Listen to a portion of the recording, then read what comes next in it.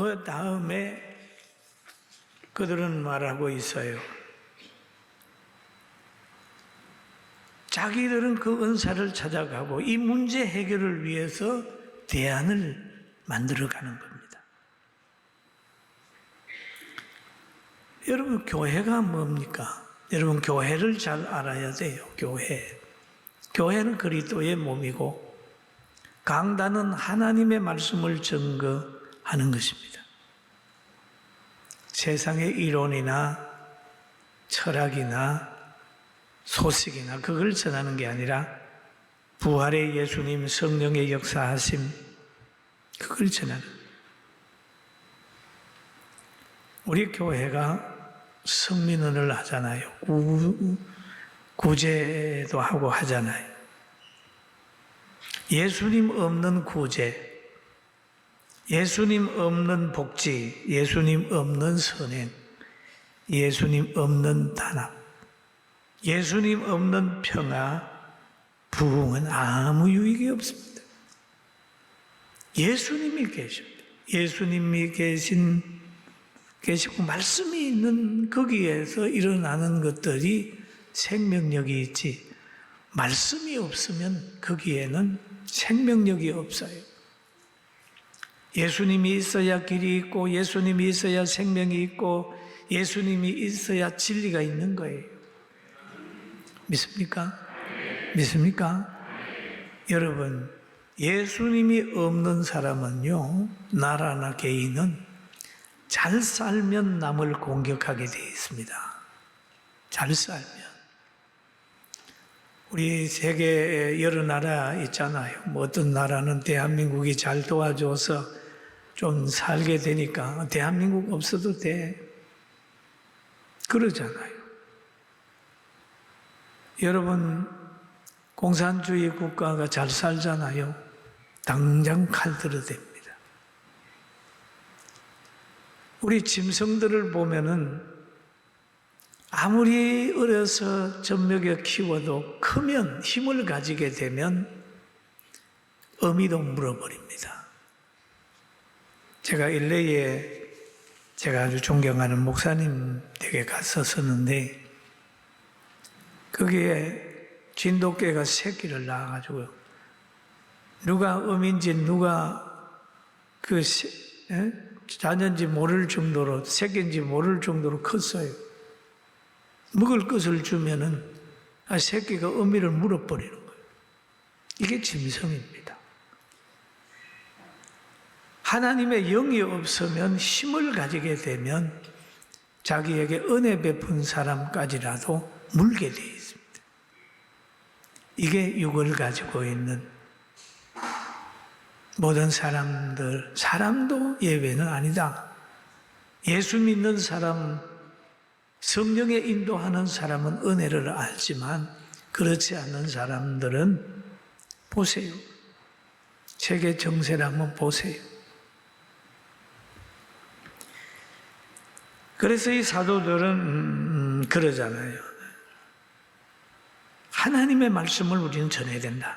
전무하겠다. 그렇게 했습니다.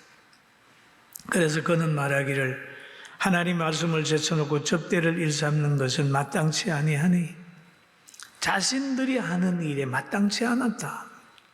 고백을 하고 마땅치 아니하니 접대도 구제도 말씀 다음에 있어야 된다고 하는 것을 이들이 깨달았어요. 그리고 난 후에 이 문제를 해결하기 위하여 집사를 세우는 거예요. 초대교회가 이 사건을 통해서 집사님이 세워지는 겁니다. 그래서 형제들아 너희 가운데 성령과 지혜가 충만하여 칭찬받는 사람 7을 택하라. 우리가 이 일을 그들에게 맡기고 우리는 오로지 기도하는 일과 말씀 사역에 힘쓰리라. 그렇게 얘기를 합니다. 너희 가운데라는 표현이 있죠. 말씀으로 양육받은 성도들 가운데 그 말. 성령과 지혜가 충만한 사람. 그리고 성령을 받았다는 것은요, 회개했다는 것입니다. 회개했다는 것인데 사도행전에 보면 그런 말이 있어요. 베드로가 이르되 너희가 회개하여 각각 예수 그리스도 이름으로 세례를 받고 제사함을 받아라. 그리하면 성령을 선물로 받으리니. 제사함을 받고 성령을 받은 사람. 그 다음에 지혜가 충만하다라고 얘기를 합니다. 지혜가 충만하다. 지혜를 얻는 자는 명철을 얻는 자는 복이 있나니 이는 지혜를 얻는 것이 은을 얻는 것보다 낫고 그 이익이 정금보다 나음이라. 그럼 지혜와 성령이 충만한 사람, 성령과 지혜가 충만한 사람이 주의 일을 잘할 수 있다.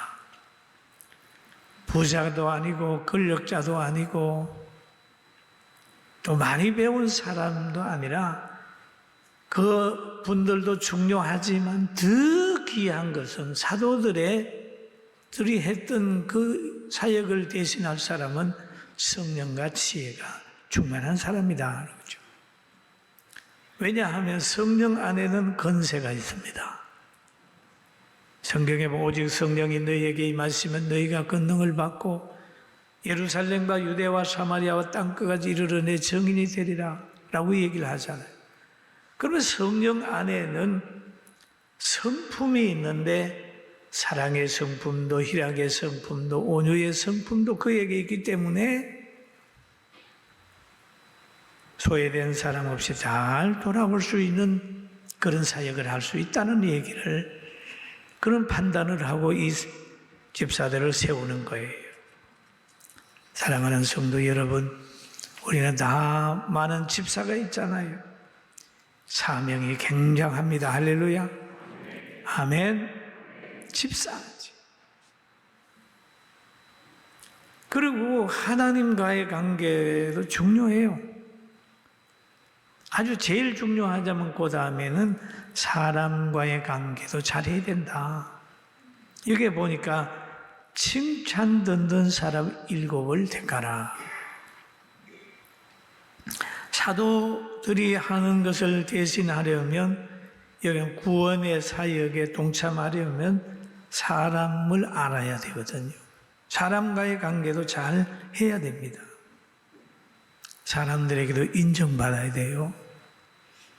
교회 보니까 재정관리를 하든지 돌봄 사역을 하든지 교사나 집사나 이런 사람들은 소외된 사람들에 대한 관심이 있어야 됩니다. 교회가 어렵다고 생각할 때는 기도하고 부흥의 소원을 가지고 열심히 전도하고 그래야 됩니다. 이 직분자가 되려면 모든 사람은 전도의 대상으로 봐야 됩니다. 전도의 대상. 교회는 여당도 없고 야당도 없어요. 모두가 전도의 대상일 뿐이에요. 저 북한에도 빨리 가서 복음을 전하고 저들을 구원해야 되는 거죠. 예수 믿게 해야 돼요. 어떤 나라가 가장 큰 실수를 하는 나라가 있는데 그 나라를 보면 교회를 폭파하고 믿는 사람을 추방하고, 이거는요 가장 큰 죄를 그 나라가 지고 있는 거예요. 생명이 들어올 수 있는 그걸 막아버렸지. 그리고 직분자가 되면 성도들은 가족으로 봐야 됩니다. 하나님이 우리를 신령한 가족으로 해줬구나 생각을 하면 거기에는 이성 문제가 생기지 않습니다. 가족 간에 이성 문제 생깁니까? 교인들, 성도들을 보니까 이해하고 용서하는 거예요. 가족 간에는 싸우다가도 저녁이 되면은 웃고 들어가지 않습니까? 신령한 가족이에요. 이런 영적인 가족의 개념을 가지지 못하게 되면 늘 거기에서 사랑하는 사람이 있고 덜 사랑하는 사람이 생겨나서 자꾸 끼리끼리 모이게 되는 거예요. 그러니까 교회에 암이 되는 거죠. 사랑하는 성도 여러분, 우리는 편견 없이 모든 사람을 사랑할 수 있는, 원수까지라도 사랑할 수 있는 넉넉함이 여러분과 저에게 있기를 주의 이름으로 축원합니다. 여러분, 지상의 교회는 편견이 있고 소외된 사람들이 있을 수밖에 없어요. 그러나 이것을 집사가 세워져서 최소화하게 되고 교회를 건강하게 만들어야 됩니다. 그러면 오늘 이 본문에도 그런 말이 있잖아요. 집사들을 세운다, 7을 택하라라고 했을 때에 그 교회 분위기가 어떻느냐, 그 모임 분위기는 그래서요. 5절에 보니까 온 무리가 이 말을 기뻐하여, 믿음과 성령이 충만한 사람, 서데바나와 빌립과 브로코로와 니가노르와 디몬과 이 밤에 나와 유대교회에 입교했던 안디옥 사람 니골라를 택했다. 그들이 택했어요.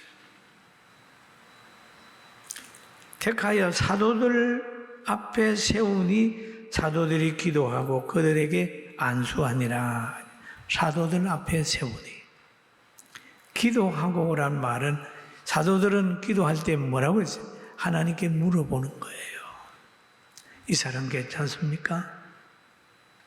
사람들이 추천해서 이렇게 데려왔는데 괜찮습니까? 기도하고 하나님께 기도하고 물어보고 보고 드리고 안수하여 했다. 일을 맡겼다라고 하는 말씀이 오늘 성경에 기록되어 있습니다.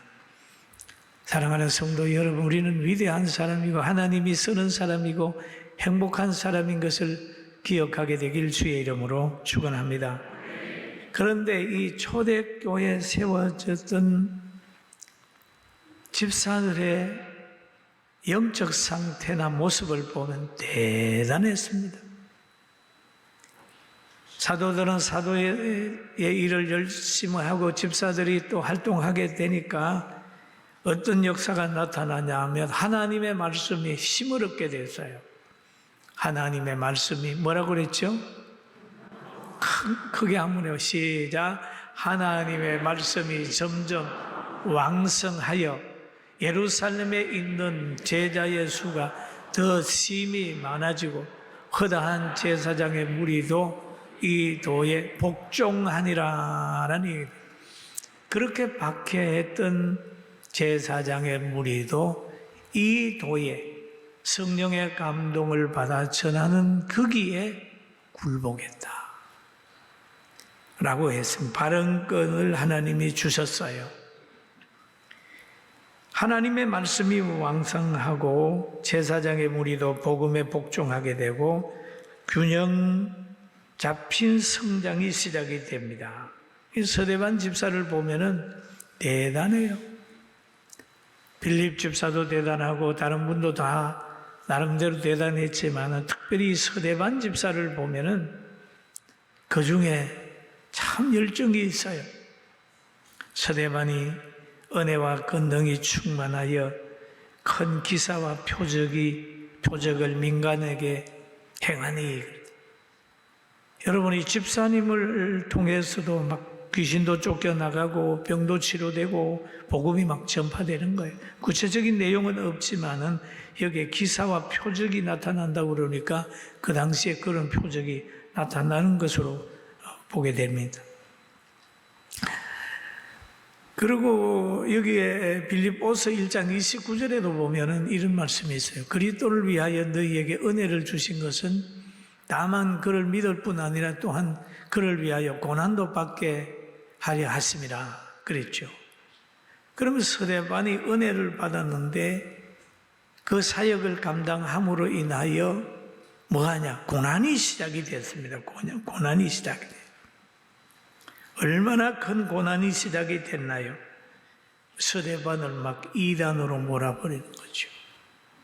하나님의 율법을 범한 사람으로 몰고 가는 거예요.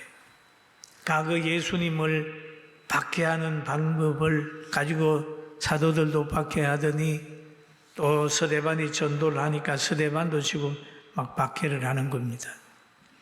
거짓 정인을 세워가지고 스데반이 막 율법을 범했다 이렇게 얘기를 하는 거예요. 11절에 그건 나와 있습니다. 사람들을 매수하여 말하게 하되 이 사람이 모세와 하나님을 모독하는 말을 하는 것을 우리가 들어노라 하게 하고 매수하여 그랬지. 매수하여 돈을 줘가지고 거짓말하게 하는 거예요. 매수하여. 예수님 당시에도 그렇고 사도들에게도 그렇고 스데반에게도 그런 매수. 오늘날도요. 어떤 한 사람을 죄인 만들기 위해서 거짓말하는 사람, 거짓 정인 세워가지고 죄를 뒤잡아 씌우는 악한 무리가 있을 수 있어요. 구약에도 보면 이세벨이 거짓을 했습니다. 여러분, 시대를 분별하고 진리를 분별하기를 주님의 이름으로 축원합니다. 그래서 13절에 보니까 거짓 정인들을 세우니 이르되 이 사람이 이 기록한 것과 율법을 거스려 말하기를 맞이 아니하였다. 율법을 거스려.